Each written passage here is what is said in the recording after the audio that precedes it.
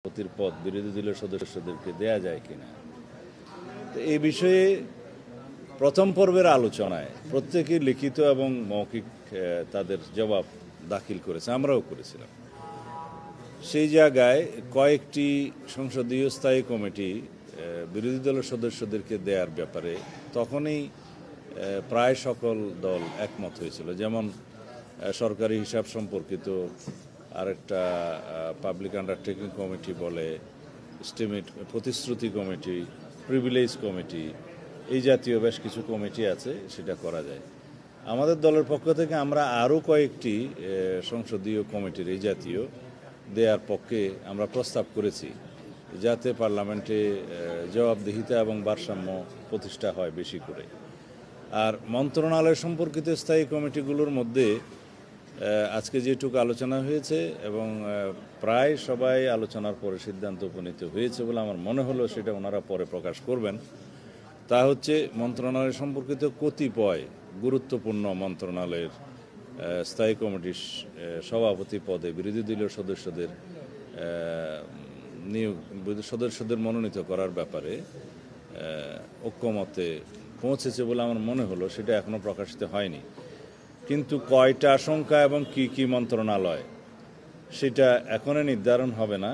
সেটা জাতীয় সংসদে আলাপ আলোচনার মধ্য দিয়ে, এবং size of the opposition party এটাও একটা ম্যাটার করে, সেই সংখ্যাটা তখন নির্ধারণ করা যাবে।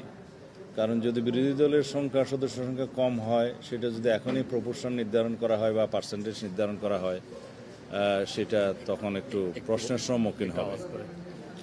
সেই জন্য আরও জোরে বলতে হবে। তা এতক্ষণ যা বললাম, আচ্ছা ঠিক আছে। তো পার্লামেন্টের স্থায়ী কমিটিগুলোর সভাপতির পদে মোটামুটি অনেকগুলো স্থায়ী কমিটির, যেটা আগে বললাম 4-5টা, সেটা তো আছেই। মন্ত্রণালয় সম্পর্কিত স্থায়ী কমিটির বিষয়ে কতিপয় গুরুত্বপূর্ণ মন্ত্রণালয়ের স্থায়ী কমিটির সভাপতি পদে বিরোধী দলীয় সদস্যদের থেকে নিয়োগ দেওয়া যাবে কিনা বা মনোনয়ন দেওয়া যাবে কিনা, সে বিষয়েও একটা প্রায় একমত হয়েছে। কিন্তু কতটা, কোন মন্ত্রণালয় বা পার্সেন্টেজ কত, এগুলো কোনো নির্ধারণ করা সম্ভব হয়নি। সেটা উচিতও হবে না। সেটা সংসদে আলোচনার মাধ্যমে করতে হবে এবং সাইজ অব দ্য অপোজিশনের মাধ্যমে করতে হবে। এগুলো সাধারণত ট্রেজারি বেঞ্চের এত এবং অপোজিশনের এত, এইভাবেই নির্ধারণ হয়ে থাকে।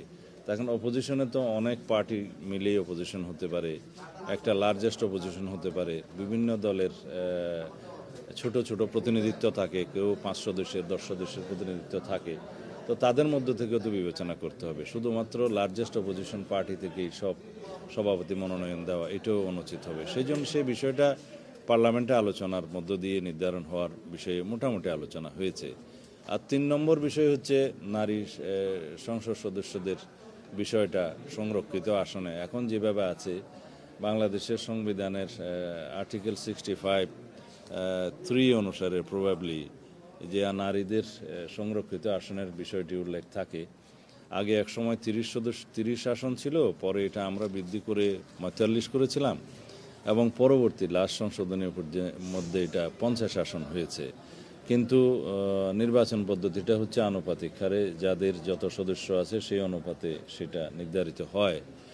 এখন তাহলে পরে যে আরও আমরা 50টা আসন বৃদ্ধির প্রস্তাব করলাম, আমাদের দলের পক্ষ থেকে আমরা করেছি।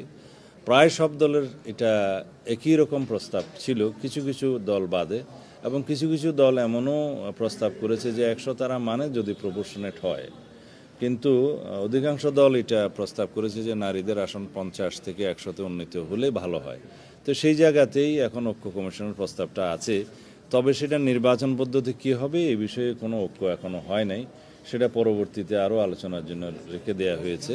তা আমাদের দলের পক্ষ থেকে আমরা যেটা প্রস্তাব করেছি, সরাসরি নির্বাচনের জন্য যে পদ্ধতিগুলো, ঘূর্ণায়মান পদ্ধতি অথবা সরাসরি নির্বাচন পদ্ধতি যেগুলো আলোচনায় এসছে, সেটা বাংলাদেশের রাজনৈতিক কালচারে, সংসদীয় কালচারে এখনও পর্যন্ত সেটা ফিজিবল বলে আমাদের মনে হয়নি। সেই জন্য আমরা বলেছি এটা আরও প্র্যাকটিসের মধ্য দিয়ে, হয়তো আরও 1-2টা পার্লামেন্ট চলার মধ্য দিয়ে সেটা এমন একটা অবস্থায় যাবে যাতে সরাসরি নির্বাচনের ব্যবস্থা তখন করা যাবে। ফর নাও আমরা মনে করি যে আর্টিকেল 28-এর সাবসেকশন 4 মতে বোধহয় একটা প্রভিশন আছে যে নারীদের জন্য, শিশুদের জন্য রাষ্ট্র যদি কোনো বিশেষ বিধান প্রচলন করতে চায়, প্রবর্তন করতে চায়, সেই বিষয়ে সংবিধান কোনো বাধা, মানে এই ধারা কোনো বাধা হয়ে দাঁড়াবে না, সেটা করা যাবে।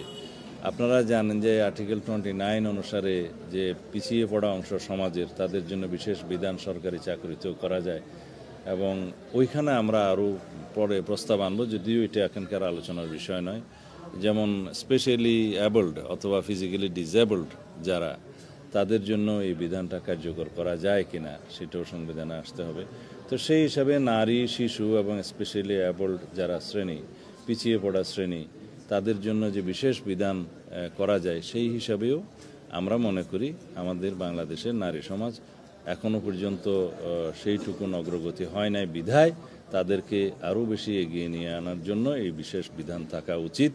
এবং সমাজ একটা জায়গায় পৌঁছলে, আমাদের বিকাশ বিবর্তন যদি আরও ভবিষ্যতে একটা উন্নীত পর্যায়ে পৌঁছে, তখন আর হয়তো এই বিশেষ বিধানগুলো রাখার প্রয়োজন নাও হতে পারে।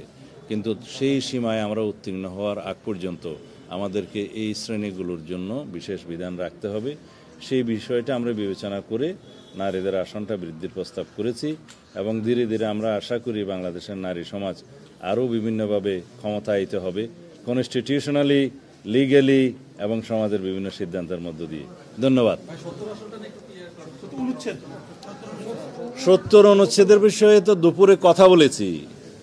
আমরা আমাদের দলের পক্ষ থেকে 70 অনুচ্ছেদের সংশোধনী এইভাবেই প্রস্তাব করেছি। আমাদের 31 দফাতেও সেই বিষয়টা আছে, তার আগে ভিশন 2030তেও আমাদের সেই বিষয়টা ছিল, তবে সেখানে একদম খুঁটিনাটি উল্লেখ করা ছিল না।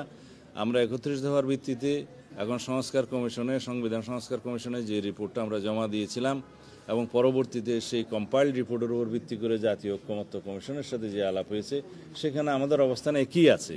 যেমন অর্থ বিল, আস্থাভোট, সংবিধান সংশোধনী সংক্রান্ত এবং জাতীয় নিরাপত্তার প্রশ্ন জড়িত আছে, সেই বিষয়গুলো বাদে অন্য সকল বিষয়ে সংসদ সদস্যগণ স্বাধীনভাবে তাদের মতামত ব্যক্ত করতে পারবেন এবং ভোটাধিকার প্রয়োগ করতে পারবেন, নিজের দলের বিরুদ্ধেও। সেই বিষয়টা আছে। আজকের আলোচনায় মোটামুটি 3টা বিষয়ে প্রায় সব দল একমত, আর কিছু আলোচনা এসেছে যে 2টা বিষয়ে একমত। কিন্তু আস্থাভোট, সংবিধান সংশোধনী এবং অর্থ বিল, এই 3টার বিষয়ে মেজরিটি একমত বলে আমার মনে হয়েছে। এবং এই জায়গায় যদি জাতীয় সনদ স্বাক্ষরিত হয় এই অবস্থায়, তাহলে আমাদের দলের অবস্থান হচ্ছে যে আমরা আরও একটি বিষয় যেটা উল্লেখ করেছি, জাতীয় নিরাপত্তার বিষয়টি, যেমন যুদ্ধ পরিস্থিতি যখন সৃষ্টি হয়, সেই সময়ে যদি নিজের দলের লোকেরাই বিরুদ্ধে বুঝবে, তখন দেশের নিরাপত্তা বিঘ্ন হবে। যেখানে বিরোধী দলের সকলকে আস্থায় নিয়েই সেই সমস্ত যুদ্ধ পরিস্থিতিগুলো মোকাবেলা করার নিয়ম, এটা ওয়ার্ল্ড ওয়াইড প্র্যাকটিস। সেজন্য আমরা নোট অফ ডিসেন্ট দিয়ে সেই জায়গাটা অন্তর্ভুক্ত করে রাখবো, এবং আমাদের নির্বাচনী ম্যানিফেস্টোতেও সেটা উল্লেখ থাকবে। ফর নাও যে 3টার মধ্যে ঐকমত্য হয়েছে, যদি হয় সেই জায়গাতে আমরা হয়তো স্বাক্ষর করতে পারি, এটাতে আমরা একমত। ধন্যবাদ।